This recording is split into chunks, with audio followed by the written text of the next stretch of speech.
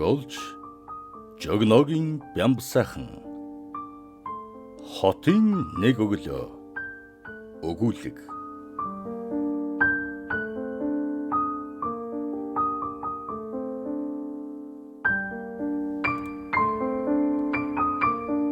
Цагийн өмнө тэр дэм буудлын омгор өрөөнд хөлсөнд нэвтсэн нойтон хөнжилж шургаж хаад бүсгүй мөрөөнд давсан боржгөр үсээр хуруугаан орон тоглонхон зугаатай хэвдэж байлаа. Харин дэргэд нь шөнийн клубд танилцсан бүсгүй зөөрмөглөж байна уу гэлтэй нүдэн хаг санчсан нүцгэн ингэртэн зөрүүлсэн булбраа гараараа хөхнийхөө толгойг эмрэн байв. Бүсгүй нүдэн нээж толгоогон хажуу тийш үлээлэг гэлжийлгэн хөшгөний завсраар цухих өглөөний бүүдгэр гэгээрөө гөлөрж уруулан хазалсан нь гинтхэн өндийж орны хөлд хэвтэх дотоожон шүүрүүтэн явлаа гэж бовтнов. Тэрээр орон дээр хэвтэж байгаад хоёр хөлөн гоцойлгон дотоожон углаад босож сандлын хөнлөвчдөр тохоостой хөхний дарвалгаан авахтаа нэг гараараа хөхөө халгалснаа буруу хар зогсон хідэн хөдөлгөөнөөр сурмаг гэгч нь дарвалгаан зүүлээ. Би хүнтэй уулзах ёстой, хоцрох нь гэж бүсгүй цааш харсан чигтэн цамцаа өмсөх зураан өглөх нь залууд саяхан энэ рүү тачаалда мансууран түүний дор уугчин хэвдэж байсан бүсгүй биш. Огт танихгүй нэгэн зогсож байх шиг санагджээ. Ийм эртүү дөнгөж үр хаярч байна штт гэж залуу гайхширхад бүсгүй цонхгэр царайгаан төвний хазарт ойртуулаад долоовор хуруугараа хамрынхын үзүүрийг зөөлөх нь ясалснаа. Тийм гэхэд халуун эмсхан чих эрвгнүүлв. Бүсгүй эргэж шаралгүй өрөөнөөс шурдхийн гарахад хаалттай хаалганы цаана хонглоор алхах түүний хөлийн довшоо тов дод сонсогдсон байснаа удалгүй алсарсаар чимээ тасарлаа. Бүсгүйг явсны хойно залуу яаралгүйхэн хувцлаад дэм буудлын нэг давхрын мухард байх бяцхан кафе руу орон цонготой тулгаж тавьсан дугуй ширээн тухлаж аваад аяг кофе захиаллаа. Тэрээр суумагцсан хан дүлгөөтэй өөдөөс нь гунигтай ширтэх өвдгөөн тэрэн голын ирэг дээр сууга индиан бүсгүйн зураг руу гөлрөв. Төрүүхэн өвөрт нь хэвтэж байсан бүсгүйтэй царай зүс бие хаан усны тусал мэт адилхан харагдаад болсонгүй. Залуу бүр гайхширчглаа. Төдөлгүй төөний бодол санаанд бүсгүй өрн тачаалын сүүдрийн арилшгүйгээр үлдээж одсныг ойлгоод санаа алдав. Шөнийн турш сурам хээлгүй нааш цаашаа хараайлгаж буудалд бокстын зараалдаггүйсээр ядарсан өдгөө ээлж авах хүний хүлээх нойрмог зөөгчийн авчирсан кофеноос тэрээр аман зайлах санаатай балгатал аман дах тамхины гашуун богтой холилдон хачин нясуун амт тагнаагийн сэрвгнүүлэхэд түүний огүйц зутгажээ. Хий хахад цацвал борхоор шөг гэхэд зөөгчийн бүгдхэн дуу булангаас сонсогдлоо. Хэдийдэн ороод ирсэн хажуу ширээ эзэнтэй болчихсон хөлчүү харц өөрлөн ширтхийг тэрээр энэ зур анзаарчээ. Түүний хулиган гэмээр цаанаа нэг сэрүү татах эвгүй төрөх нүднийх нь болон торолцсоор байсанд залуу тэсэлгүй цонхоор харлаа. Зөөгч түүнд шараарыг авчирч байгаа болтой бөглөө мултлах шуугах дуулдав. Цонх төв зам руу бус эсрэг зүг харжээ. Дээвэр дээрэн авто засвар гэсэн хаягтай навтахар байшин түүний цаанаас цухих утаа тортогт идэгдэж оройн харалсан уурын зуухны ярдгоор яндан гүвэ дамнан зах хязгааргүй үргэлжлэх гурвалжин дөрвөлжин элдэв дүрс эрээммэран өнгөний нийлбэр гэр хороолын гунигтай төрөх. Түүний дээгүр мошгөрн хөвөх бараан үйлс залууд ой төрүүлэхэд шүүр салдав. Биеэрийн эргэн цонхны давцсан дохойлдоод бүүдгэр тэнгэрийн хаяаг дөнгөн нэвтлэх өглөөний нарны сүмгэр гэгээг шимтэн хард суухтан ширээнд нь хүн ирснийг ч анзаарсангүй. Цаанаа нэг яоцгүй харц ширтхийг мэдрээд байлаа. Хажуу ширээнд сууж асан өнөөх хулиган байрын ир байлаа. Уучлаарай, би ганцаараа сумар байх юм. Гээ тэрээр нүдний булангаар түүн рүү хялайлаа. Танихгүй ир маан хүн шиг уруулаан байдгаараа дарвайлгаад мушив. Залууд энэ байдал таалагдсангүй. Өөрийн дорд үзээд байх шиг санагджээ. Би чамд ойлгомжтой хэлсэн те. Намайг элэг барьчихмаар харагдаад байвал эндүрч байна шүү. Элдв асуудал болоогүй дээр явж үз. Танихгүй ирийн царайд нөгөө л маана гэнэ тодорсоор. Намайг танихгүй байна уу? Би гүнээ байна. Гэлээ. Залуу толгойс ихсрэв. Тэгээд таата бус байгаагаан элтхэн дундуур кофетэй аягныхаа сэнжийг тас хитл няслаад. Болсон бол одоо ширээнд очихгүй юу? Гэж хэлв. Нөгөө хэрийн царай агшин зур ховсгийж шар арган шүүрч авснаа нэг амсгаагаар цөлөөд хоосон шилийн ширээ рүү ууртай чулуудав. Түүний энэхүү цочмог үйлдэлийг залуу нүд цэвчилгүй харж айлах гэж ядсан башир арга санаад ямар сүржи юм бэ гэж даапалах мэт шогшрлоо. Аргагүй дээ 10 жил өнгөрч гэж гүнээ амаа арчинган гөвтнээд эргэж зөөгч рүү гар даллан дахиад нэг шар ариг гэж ориллоо. Зөөгч шилтий шар ариг барьсаар ирээд ширээн дээр тавиад бөглөөг мотлонган сүйтгэр нүдээр тэр хоёрыг залхуутайгаар ээлжилж харснаа эвшээсээр явж одов. Залуу түүнийг таймнаар ажиглалаа. Биеийн тамирын гандуу хослол өмсөж, эрмэгэн сэмэрсэн хар сарвчтай малгай дохтуулсан, хараажаар 100 г аваад өгчих нэг хан шар аригны мухлаг хэсүүчлэх, элдв хачин дүүрэн шалдэр булдэр түүхээр амтан хүний толгой тарих эргүүлж явдаг тэнүүлч мөндөө. Тиймээс л хар өглөөгөр энд суугаа хэрэг. Бас айлгах санаатай. Шар аригны чин төлбөрийг хийн гэвэл горцны гарц гэд санаад залууг явахаар өндөлстөлөө. Чи тунсаг үстэ гэж нөгөөхөр тулгангуй хэлээд малгайхан аажуухан аван ширээн дээр тавилаа. Тэгээд толгоон эргүүлэхэд түүний зүүн чамархан дээхэнтэй байх эрхий хурууны өндөгний дайтай улаан мэнгийг залуу хармагцаан бин сулбас хийж өрөн ч мэдлгүй чичрэгнэв. Малгайтай болохоор таньсангүй гэж арай ядан бовтнолаа. Гүнээ шар арган яаралгүйхэн шимэнген толгой тохилзуулан хүн эргчлөөгүй үедэн амтан болдгийм байна лээ. Илжиг, сармагчин, харах, нохой, жом гэд янз бүрийн амтан болж хувирна. Шоронд 10 жил суухтан намайг ямар амтан болсон гэж чи санаж байна? Чи таахгүй л сохор номин харж байгаа хэрнээ юу ч хардаггүй. Өмх хоолтой харанхуй нөхөл олдвол толгоогоо шургуулдаг. Өрөвдөлтэй амтан шүү дээ сохор номин. Наранд гараад нуруу тэнийн дэгэтэл дээрдсэнгүй.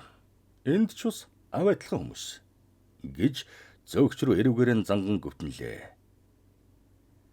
Залуугийн дотор салгалж гарын алган хөлрөөд 10 жилийн тэртээ шидсэн чулуу атханд нь тэмдэргэдэг шиг болоход давхийдл цочив.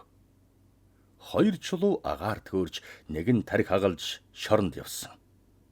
Тэрээр хизээний өдөр түүнтэй уулзна гэдгээ мэддэг байсан ч ийм газар, ийм нөхцөлд учрна гэж зүүдэлж явсангүй.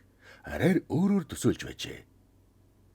Нэгэнт болоод өнгөрсөн явдал гэж өөрийгөө зоригжуулаад хулчхан жууга мэдүүлэхгүй хичээхтэн сандлаа нолж тэргүүнэн өргөн чи дэхэд дэмийл зогцсон юм гэлээ. Аргагүй штт. Хүн алчглаа гэж бодсон юм чинь. Залуу үг дугарсангүй. Шидсэн чулуун шунган нисэх нь түүний нүдэнд үзэгдэв. Ар нуруунаас нь шоронгийн хүйтэн хан хайрах шиг санагдахад сэтгэл нь ч бас тэр хүйтэн хан шиг цэвдэг болон хуурч байгааг анзаарчээ. Айснаас л тэр гэж бодлоо. Одоо яах вэ гэж битүүхэн төгшиж гүнээг шилтэй шар арган барих бүрийд сэмхэн гарын дагуулan хардсуулаа. Хэдий нүүрэн цонх руу шагаавч нүдний буландаан түүний шар ариг барьсан гарыг алдалгүй харсаар байлаа. Хизээ тархин дундуур нь буулах болдоо гэж ясхавтай хажээ. Түүний толгойд таагүй дурддгал сэдрэх гүнээгийн тухай бодол эргэлдэвч гэнхэн таатай дурсамж үлдээсэн бүсгүй чармай нүцгэн зураглал сэрвэлзэж эсрэг тэсрэг бодрол дээр дор орон тонгочж зүдрэж байлаа.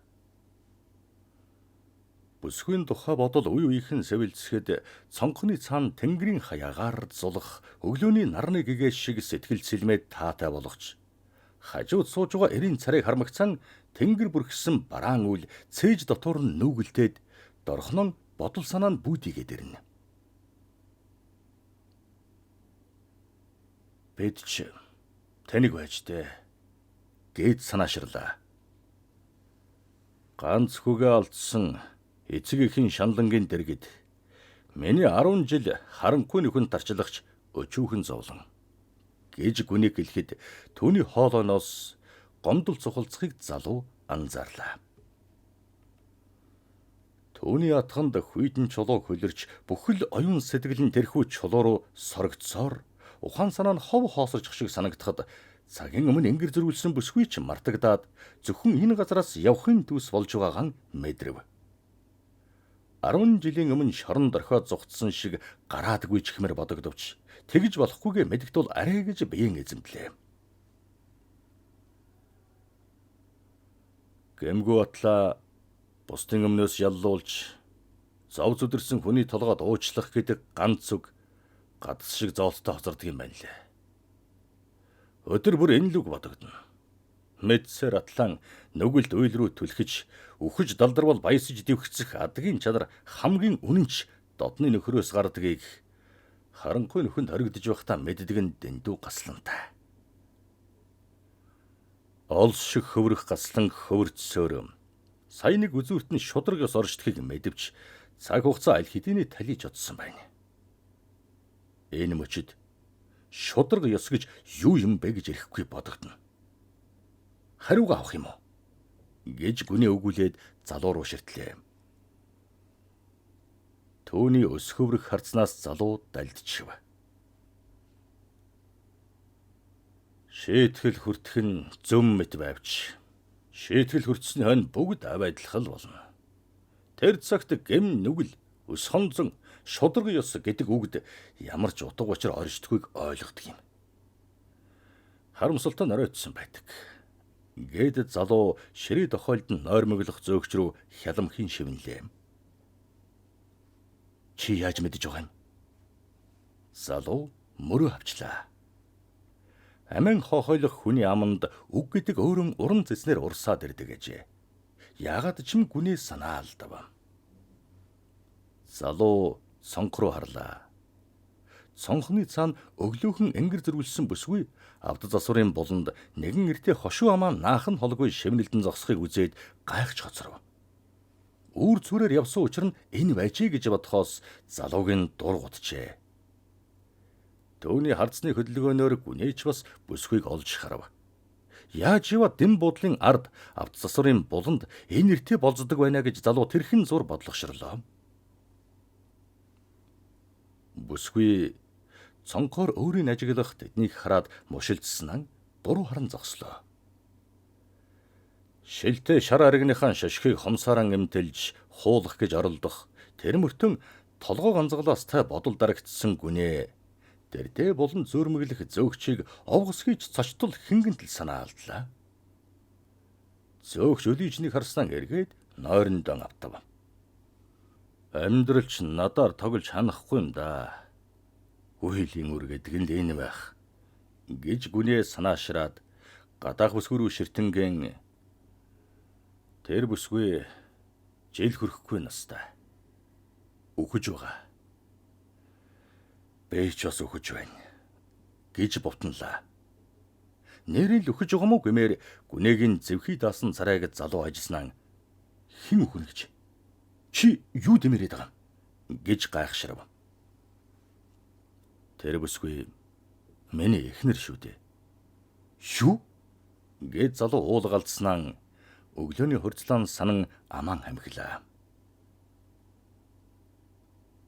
Бид хоёр эмнэлгийн хяналтанд байдаг юм. Чамаас юу гэнэ хөвд? Тэр дох туссан. Бэж ус дохтой. Энэ удаа залуу төсөлгүй суудлаасан ус хийж босоод "Юу? Яач гсэн ихнэр нөхөр гэхэрэн ийм байдгийм" гэж орилов. Тэр мөртөн өөрийнхөө хоолойг таньсангүй. Хачин саарл өнгөөр хашгирснаа сая л мэдэв. Гүнээгийн хэлсэн тэдгээр үгс төрөөхөн хөлстэй алганд нь тэмтэрэгдэж асан чулуугаар түүний тархин дундуур буулгаад авах шиг санагджээ. Чамархай даган нойтон зүйл урсхыг мэдэрч алгаараа шодрол бол хөлс нь цагийн өмнө тэр бүсгүйтэй загаснаа дуулаад дур тавьсан үеиг шиг сад тавин асгарч байлаа. Чи надаар тайжигнаад байгаа юм уу? Би тэр бүсгүйтэй унтсан.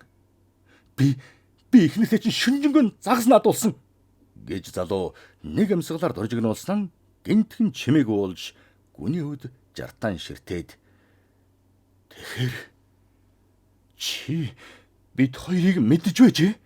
гэд "Арайчтэй" гэж амандан үгэлсээр үсээ үхтээлээ.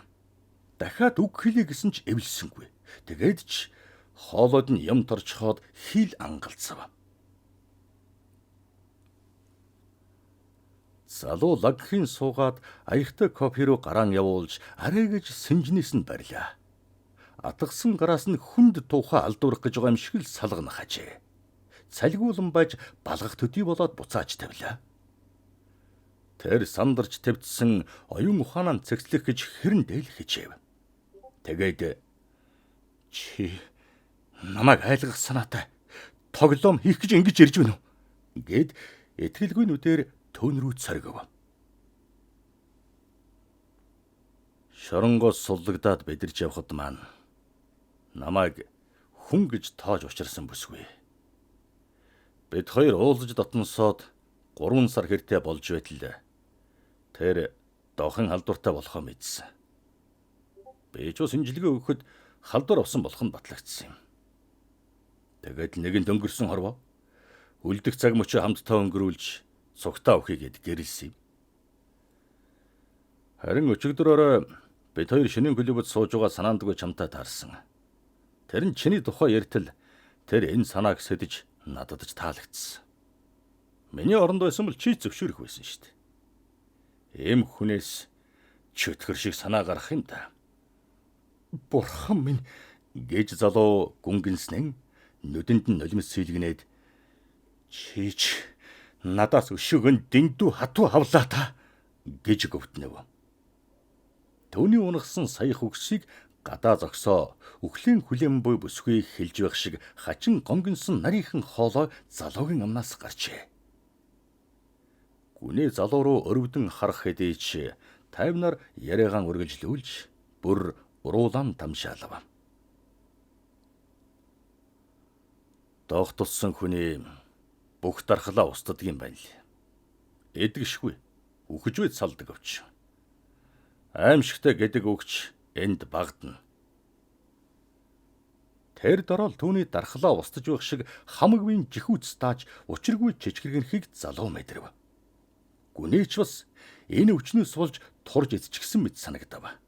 Тэгээд нүүрэн дээгүүр нь том товруу гарч удлгүй тэр нь цэврүүтээд эдээ бэр гоожно. Хүн харахын эцэсгүй царай зүстэй болно гэж чи төсөөлдөө. Бүх хүмүүс цэрвэж зайгаан барина. Уушигч нь амьсгалах тоолонд төмөн зүгээр хатгуулж байгаа юм шиг аимшигтай өвдөн. Гүнээгийн ярих нь тэхээс тэх гэж байгаа юм шиг өг бүрн тодоостод тэгсэн атлан сунгаад ажигсан мэт сунжирт сонсогдоод тэр бүрий залуугийн нүд бүрэлзэн амьсгал нь давчтаж одооноос эхлээд үхэж байна гэж өөрийгөө саналаа. Хөл гарын хуруунд татвагнаад гүнээгийн царай бороотойд шилний цанаас хамаг юмс морилзэн үзэгдэх шиг жирэлзээд түүний өмнө үхлийн элч суучихсан цаазын тогтоол уншиж байх шиг санагджээ. Чи анзаарсан бол эхнэрийн маань духан дээр тийм товруунууд байсныг харсан байх учиртай. Залууд нэрэл хитэн товруу байсан шиг санагдав. Бүр тэр товруутай тухайн үнсэж үлгэж байсан нь бодогдоод дотор нь муухайрлаа. Бүсгүйд үнэн сэтгэлээсээ гомдож бас үзэн ядаж арай гэж биеэн барьж суулаа. Хоёр ирийн явдал дундуур тэр бүсгүй орсонд дургүй нь хүрээд байлаа. Явандаа торж ицсэд нүднээс гарч хөдлөгч тэнхэлгүй болно. Яг л амьд аргиас. Ганц хүсэл бол хурдхан үхэх юмсан. Хичнээн өхүүлээд өгөөч гэж говьж эмнэлэгт инг хоройтой тул амголтой байлгаад л байна. Орондоо хадагдана гэдэг чинь тэр болно доо. Эсвэл тэрнээс 7 дор юм уу? Энэ бүхэн жихэндээ аимшигтай л сонсогддог байлаа. Одоо бол эвлэрсэ. Над шиг шарангийн тав байсан хүн үхэхэд хэн харамсдаг юм? Залуу бурхан минь гэж дотрон гиншив. Сайхан ихнэр дөнгөсөй 5 нас хүрсэн охиныхон царай түүний нүдэнд үзэгдэв. Уран тачаалын салам, хүсэл шунлын шулам тэр бүсгүйг үзэн ядах сэтгэлийн арай гэж торгоож байсан тэр нэгэн үл үзэгдэх утас энэ мөчөд тас үсэрлээ. Уулздаг юм бол алан даа гэж үннээсээ зөхөв. Хааштай л өгөх юм чинь? Хамгийн аимшигтай нь байна штэ. Тэр үед хэнч чиний дэргэд байхгүй. Гав ганцаараа тарчлана. Ор залуугаараа хорвоогоос нэр хүндгүй. Яг л бөөс шиг одно. Нүүрэн татванаж нүдэнд нь цусгүйж байна уу гэлтэй. Хавийн юмс улаарч үзэгдэхэд залуу бүсгүйг хань цонх руу харлаа. Тэр алга байв. Гүнээ босод зогсоод шилтэй шар арган амруугаан тонгойлгон ёроолын шавхчхаад. Шудраг ёс гэж байдгүй юм аа. Хохирсны хохи болдг юм. Гээд явхаар эргэснэн там дуулзээ. Чамайг хүлээж бай. Гээд өөдрөө алхлаа. Гүнээгийн яриаг арай л гэж ойлгов. Чихэн учиргүй шууг хажээ. Удалгүй бүсгүй үүдээр хэнэгнийг хайсан хэлд ийш тийшин харц чулууцсаар орж ирэв. Залуу хармагцсан царайд нь давхурхсан юм шиг инээд тодорчээ. Яг тэр агшинд бүсгүйн духан дээрх ингэсгэр далдалсан нөсөө бэлтсийн томроод эцэнхий цонхор царай нь үхтлийн шиг хувхай цайгаад харангөр будсан хомстай ясан сарвун шоломсих мэт арвалцахад залуу уур омгоо төвчж дийлсэнгүй. Ганцхан ухсгийж бүсгүйг багалзуурдан авлаа. Бүсгүйн хоолоо хятнаж бүгдхэн аваа гаргах хажээ. Хэсэг тийчгэнснэн бүсгүйн хөл сулдан гэдрэг унахад залууч дээр нь мордов. Бүсгүй түүний гарыг тавиулах гэж байдгаараа зүтгэж хөлөөрөн газар тэлчлэн нуруугаараа номрон замжиж гарлаа. Тэрхүү чимээнээр шанааган тулан ширээгийн тохиолдоод зөөрмөглөх зөөгч нүдэ нэгээд шалан дээр ноцолдох хоёр луу гайхан харснаа гинтхэн ухаан орж харайлгаа очмогцсон залуу хүзүүдэж аваад аргшин дарж онов. Газар давхралдан хэвтэх зөөгч залуу хоёр хормын хойно өндийн суугаад бүсгүй рүү гөлөрлөө. Бүсгүй огт хөдөлсөнгүй, дууч гарсангүй. Түүний царай хөхөрдөжээ. Зөөгч хувхай цайж залуу муухан машилаа. Гэнтхэн бүсгүйн хөлийн үзүүр татуг хийснэн хагад цацаар хажуу тийшээ харан хэвтэв. Бүсгүй хэсэг тэгж хэвтснээ өндийн суулаа. Толгоогоо тэврээд газар дүнгтэн суух залуу руу бүсгүй нулимстай нүдээр хялан харснаа чи чин галзуу юм уу? Хамаг юм харанхуулаад өглөөл гэж бодлоо гээд ойлгонон өндийн босмогцсон жижигхэн гар зүнхээрээ түүнийг сохиж гарлаа. Удалгүй цуцаад сандал дээрийн суув. Зөөгч босоод ширээрэгэн очин дахиад шанаагаан тулан нүдэн анив. Тэр мөртөн уй уйхэн анайтын нүднийхэн завсраар тэднийг сэм ажиглах хажээ. Чич шулам юм да. Санаатаа надад доох алдааж үйдэг. Юун доох? Гээд бүсгүй хашгирав. Тэгснэн би доохтой юм уу? Гээд энэлээ. Хин тэгжин? Нөхөр чинь. Юу нөхөр? Нөхрөө таньхаа байчхаа юу? Төрөөхөн энэ ширээнд сууж байсан. Чи цонхоор хараад жуумганаад байсан. Тэр залуу юу? Бид хоёрыг шүнэн хөлбөөс гарахад л дагаад байсан штэ. Тэгснэ гинтгэ халуулчихсандаг би танихгүй. Тэрхэн мөчөд залуу дэсэлгүй мэгшгэлээ. 10 жил шорон тарчилсан гүнээгийн зовлонгийн дэргэд саях ганц мөчийн тарчлан дэндүү урт юм шиг санагджээ. Хотын нэг өглөө ингэж эхлэв.